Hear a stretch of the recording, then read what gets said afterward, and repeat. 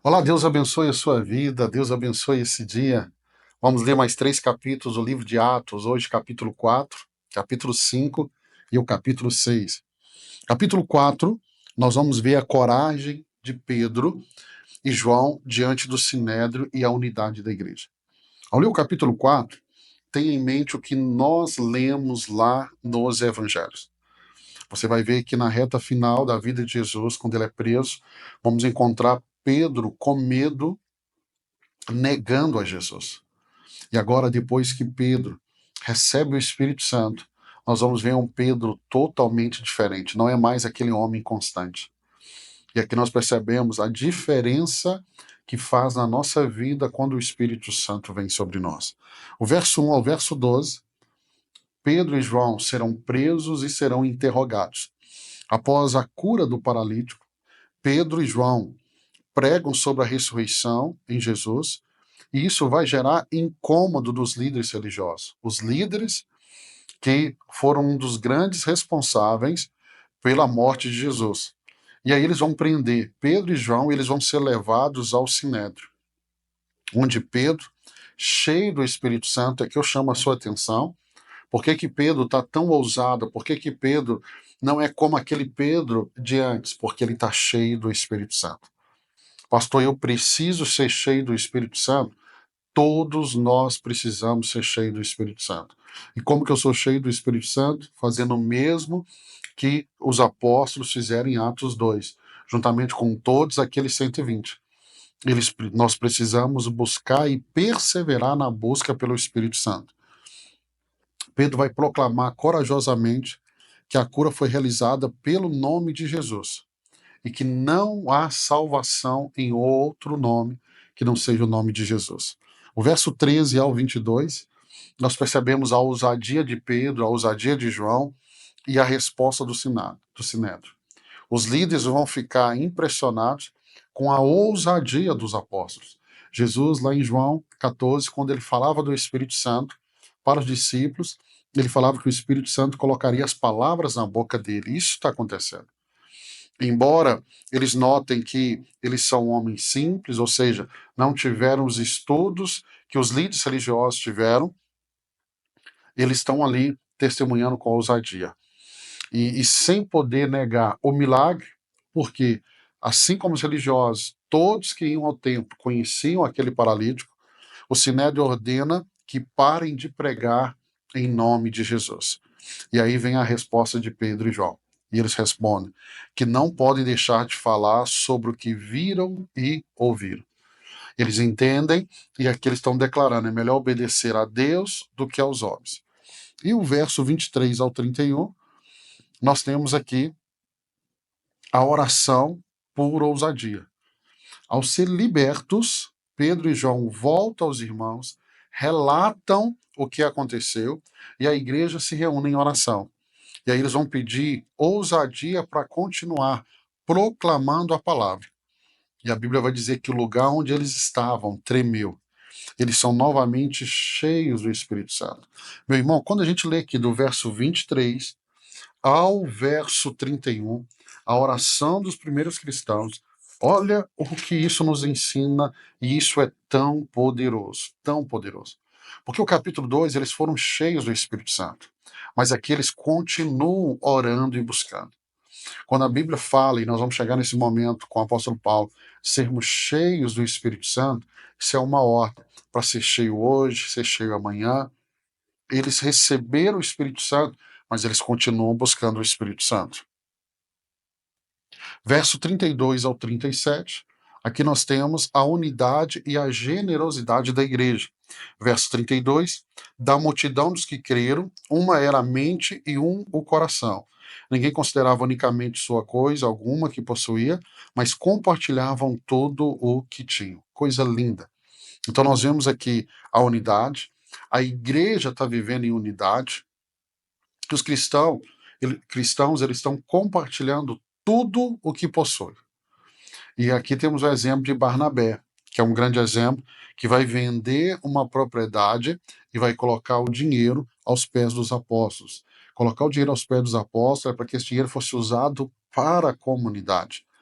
Eles vão viver essa realidade. Barnabé vende esse campo, doa o valor para ajudar os necessitados. Então nós percebemos que quando o Espírito Santo está sobre nós, vem sobre nós, uma das coisas que começa a mudar, e isso é tão claro, é o nosso coração. É o nosso coração. E é tão lindo ver isso aqui na igreja primitiva. Vamos para o capítulo 5. Em meio a esse mover de Deus, agora vem o capítulo 5. E aqui nós temos um casal, Ananias e Safira. E nós vamos ver a mentira deles. Verso 1 ao verso 11. Ananias e Safira, eles vão vender a sua propriedade e eles decidem enganar a igreja. Preste atenção, eles venderam a propriedade. Pastor, era obrigado eles colocarem o valor que eles venderam ao pé dos apóstolos para ajudar os necessitados? Não, não era uma obrigação. Só que eles vão tentar enganar a igreja, fingindo doar todo o valor. Mas a Bíblia diz que eles guardaram parte para si. Entenda mais uma vez, era tudo deles. Eles poderiam segurar, mas eles queriam enganar a igreja. E aí Pedro vai confrontá-los. E ambos caem mortos após mentirem ao Espírito Santo. E esse episódio vai trazer grande temor a toda a igreja. Se tem algo, quando eu leio esse texto, o meu coração fica assim, tão temeroso. É que hoje as pessoas estão perdendo o temor das coisas de Deus.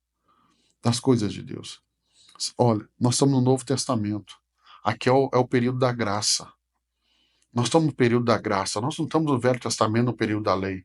Mas no período da graça, um casal morre porque mentiram. Mentiram para a igreja, mentiram para o Espírito Santo. E isso é tão grave, tão grave. O verso 12 ao verso 16. Verso 12 ao 16, nós vamos ter aqui sinais e maravilhas realizados pelos apóstolos. Os apóstolos vão realizar muitos sinais, muitos milagres entre o povo. E a multidão começam a trazer pessoas doentes para receberem a cura. E a fama da igreja vai se espalhar. E muitos se convertem. Percebe? Aqui não há uma estratégia para a igreja crescer. O que há aqui? Poder de Deus. O que há aqui? Unidade. O que há aqui? Comunhão. O que tem aqui para a igreja crescer? Ensino. E esse continua sendo o meio que Deus quer fazer com que a igreja dele cresça. Verso 17 ao 21, nós temos a prisão e a libertação dos apóstolos. Então nós vamos ver aqui que os líderes religiosos, movidos por inveja, eles prendem os apóstolos, mas um anjo do Senhor os liberta durante a noite, ordenando que continuem pregando no templo. O verso 22 até o verso 42, nós temos o conselho de Gamaliel. Gamaliel, ele é um dos maiores líderes, um dos maiores mestres daquele tempo. Gamaliel, ele vai ser professor do apóstolo Paulo, e aí os apóstolos são novamente trazidos ao Sinédrio. Pedro reafirma que deve obedecer a Deus e não aos homens. Gamaliel, que é um membro respeitado do Sinédrio, ele adverte que se a obra dos apóstolos ela é de Deus, ela não pode ser destruída. Não pode, não pode. Então, o conselho que ele vai dar é, olha, vamos esperar, porque se for de Deus, ela não vai ser destruída.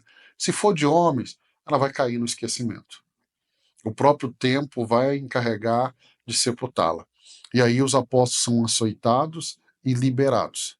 Mas eles continuam pregando com alegria. E isso é muito lindo, muito lindo.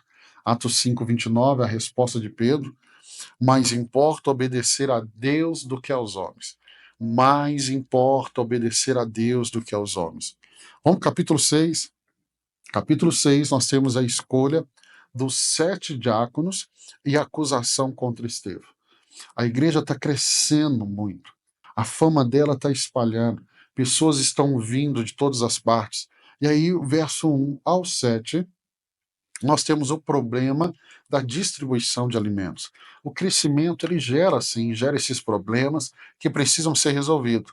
Como a igreja cresceu rapidamente, surge uma reclamação dos helenistas, ou seja, judeus de língua grega, que as suas viúvas, estão sendo negligenciadas na distribuição diária de alimentos.